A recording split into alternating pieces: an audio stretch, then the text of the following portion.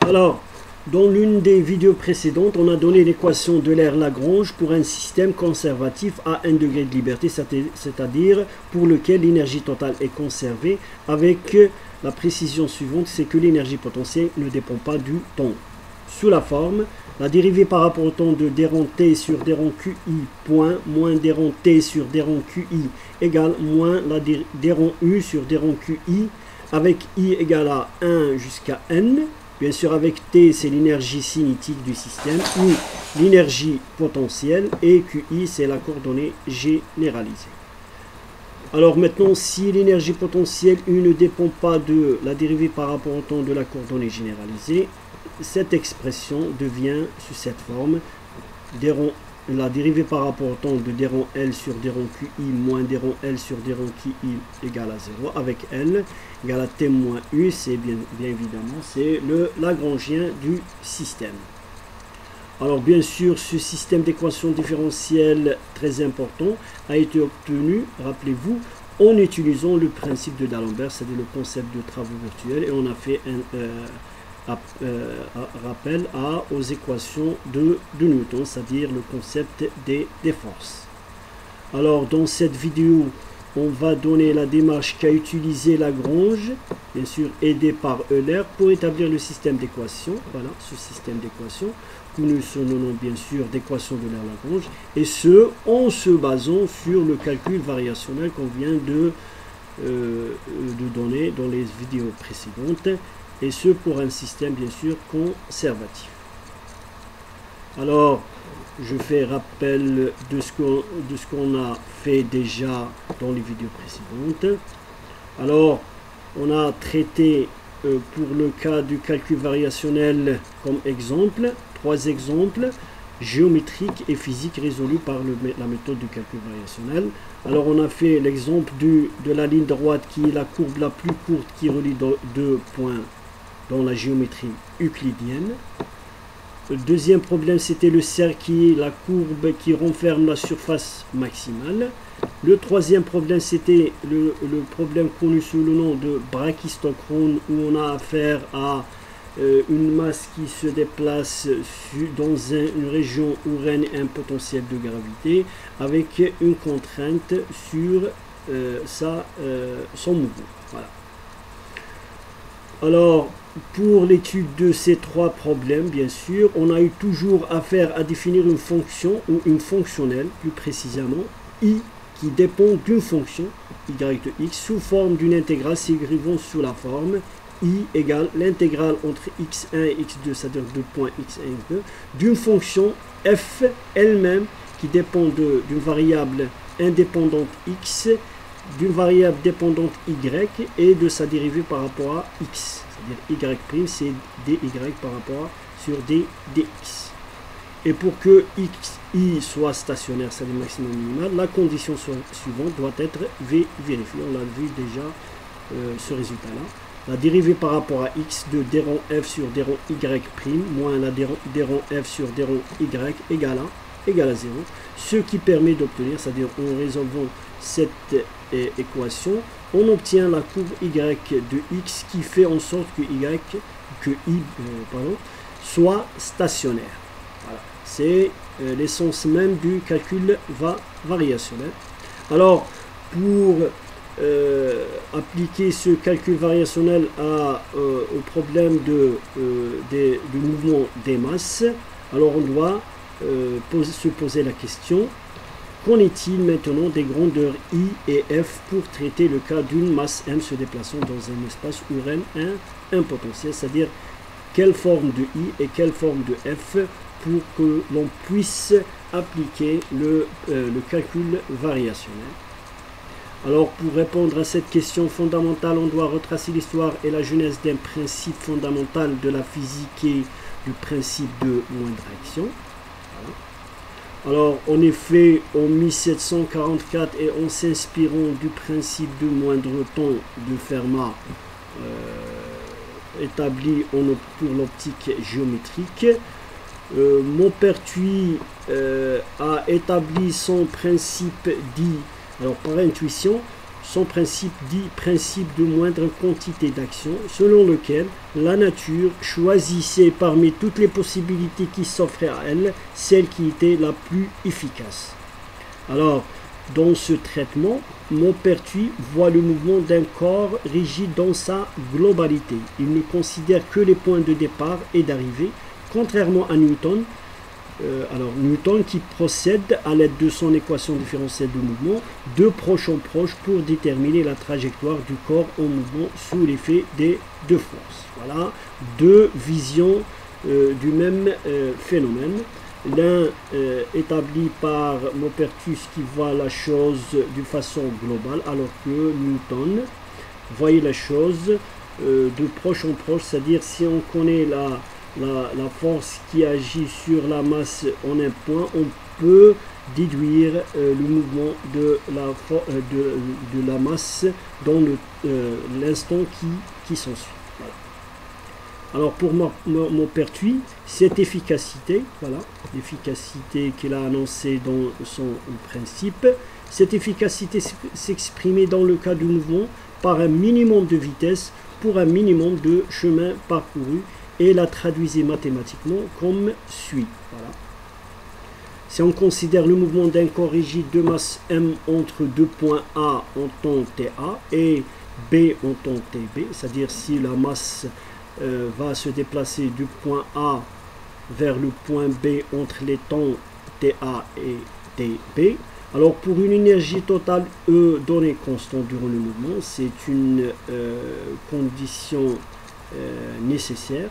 La trajectoire physique sélectionnée par la nature est celle pour laquelle la grandeur physique, voilà, vient de quantifier une idée qu'il a eue par intuition, inventée par Maupertuis lui-même, appelée action. Voilà. Il appelle comme par exemple l'énergie cinétique, l'énergie potentielle, le moment. Il vient d'inventer une quantité physique qu'il a appelée bien sûr A égale l'intégrale entre deux points A et B du produit de la quantité du mouvement m fois v fois dl, c'est l'élément voilà, l'élément de l'espace entre les deux points A et B. Alors bien sûr il a introduit la quantité de mouvement au lieu de la vitesse parce que m a un sens physique par rapport à l'inertie du corps rigide. Voilà. C'est pour ça qu'on a introduit le m. Alors il écrit dans ce sens, lorsqu'il arrive quelques changements dans la nature, la quantité d'action employée pour ce changement est toujours la plus petite qui soit possible. Alors c'est ce qu'on appelle le principe d'optimalité de la nature. Voilà. Alors remarquons que dl égale à v fois dt, on obtient alors en remplaçant dans l'expression l'action de Maupertuis A égale, bien sûr ici on va remplacer, puisque on a l'intégration par rapport au temps, on va remplacer les intégrales par TA et TB avec mv fois v d dt qui est égal à, bien sûr, l'intégrale de mv au carré dt. Alors tout en remarquant que mv au carré c'est bien le double de l'énergie cinétique. Voilà, l'énergie cinétique de la masse. Alors, l'action de Maupertuis dépend de la seule énergie cinétique du corps, ce qui peut sembler un peu restrictif d'un point de vue représentativité de l'action de Maupertuis du mouvement physique. Voilà. Puisque le mouvement d'un corps rigide prend source dans la variation dans son énergie potentielle. Voilà. C'est évident parce que un système qui se déplace et le mouvement de ce système est régi par une variation de son énergie cinétique mais aussi de son énergie potentielle. Alors, pour sortir de cette impasse, on doit noter que quelques années plus tard, Leonhard Euler proposa une autre forme de la grandeur action en se basant sur l'idée que les corps rigides en mouvement tendent à adopter, et c'est une idée très importante, tendent à adopter un état où l'énergie potentielle est minimale. L'action de l'air donc dépend donc de l'énergie potentielle du corps rigide en mouvement. Alors, vint alors Joseph Louis Lagrange. Bien sûr, on a ici deux visions différentes du même phénomène. Alors que Maupertuis définit son action en fonction de l'énergie cinétique, on a un autre physicien qui vient pour définir une autre forme d'action qui dépend de l'énergie potentielle. Alors pour trancher entre les deux visions, Joseph Louis Lagrange a pu concilier les deux points de vue en proposant, par intuition toujours, comme action l'intégrale de la différence entre l'énergie cinétique et l'énergie potentielle du corps rigide en mouvement, et écrivit une autre forme d'action qui est proche dans sa forme de celle proposée par Maupertuis, qui est égal S égale l'intégrale entre TA et TB d'une quantité T moins U. Voilà. Voilà. Il se peut qu'il ait les idées de Maupertuis et les idées de l'air. Alors il dit, tiens, voilà, je vais concilier ces deux visions en proposant une quantité qui fait apparaître et l'énergie cinétique et l'énergie potentielle avec n signe moins, et on dit bien que, c'est-à-dire dans l'historique de Lagrange, que ce signe moins est lui-même un signe d'intelligence de Lagrange, puisqu'il a choisi le signe moins ici pour concilier ces deux visions. Et il a appelé cette quantité T moins U le Lagrangien. T moins U, c'est le Lagrangien du système. Alors, juste pour la remarque, Lagrange lui-même a donné la notation Z à la quantité, c'est-à-dire que Lagrange lui-même utilisait la notation Z pour désigner la quantité T moins U. Et ce n'est qu'après que le Lagrangien ait pris la notation L à Lagrange en hommage à Lagrange. Voilà.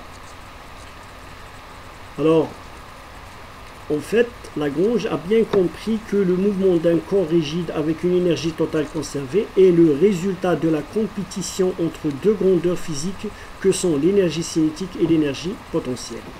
Bien sûr, un corps en mouvement voulant augmenter son énergie cinétique voit son énergie potentielle diminuer, puisque la somme des deux énergies doit être en tout moment le même. Il a sûrement remarqué que s'il proposait comme action l'intégrale de la somme des énergies cinétiques et de potentiel, cela n'ajouterait rien au problème puisque l'énergie totale est supposée constante. Voilà. Alors, Lagrange annonça en 1788 son principe de moindre action selon lequel le chemin physique que la nature choisit pour un corps rigide passant d'un point A au temps TA vers un point B au temps TB est celui pour lequel l'action S est minimale, stationnaire. Voilà. Alors, en effet, on peut établir un lien entre l'expression de l'action de Maupertuis A et celle proposée par Lagrange S en faisant remarquer que, alors on a pour l'expression de Maupertuis, c'est voilà, c'est 2t, voilà, 2t. Alors, pour 2t, on peut l'écrire 2t égale à t plus t. Alors, en remplaçant la première énergie cinétique par E moins U, c'est-à-dire l'énergie totale moins l'énergie potentielle, plus T. Alors, en remplaçant dans l'intégrale de T par E plus T moins U dt.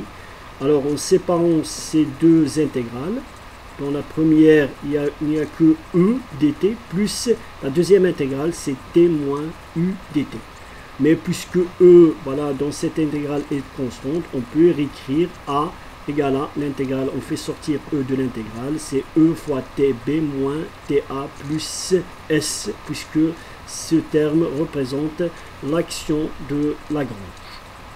Alors le terme E fois TA moins TB est le même pour toutes les trajectoires possibles entre les points A et B, et donc ne permet pas de discriminer les différentes trajectoires, puisque E est le même pour toutes les trajectoires, alors que pour différentes trajectoires, T moins U change d'une trajectoire à une autre. C'est pour ça on peut avec assurance l'éliminer de l'expression de l'action. Voilà. Il va nous donner aucune information sur la trajectoire, puisqu'il est le même pour toutes les trajectoires. On retrouve donc par exemple à une constante près que l'action de Maupertuis égale bien l'action proposée par la Lagrange. Alors prenons maintenant le cas simple d'un Lagrangien L qui ne dépend que d'une seule coordonnée généralisée. Bien sûr, ici on a défini la fonctionnelle S par analogie à I, rappelez-vous, et on a défini ce qu'on appelle le Lagrangien qui est par analogie la fonction f dans l'intégrale. Il ne reste que qu'appliquer les résultats du calcul variationnel sur ce cas précis. Alors pour que S soit stationnaire, c'est-à-dire maximal ou minimal, la condition suivante doit être vérifiée et on tombe sur l'équation de Lagrange bien connue jusque-là. La dérivée par rapport au temps de d rond L sur d rond Q point moins d rond L sur d rond Q égale à 0. C'est l'équation de Lagrange pour un système conservatif à un seul degré de liberté. Sa résolution permet d'obtenir l'expression de la coordonnée généralisée, représentant le mouvement du corps. Alors dans le cas d'un système conservatif à un degré de liberté, on aura une équation différentielle permettant de définir les expressions des QIT qui se donnent sous cette forme. Bien sûr, le résultat important pour nous, c'est ce résultat-là, bien que cela c'est une extension de ce résultat, mais je voulais donner l'essence même de cette équation et un peu d'histoire pour que cette démarche de Lagrange soit claire dans vos têtes. Merci.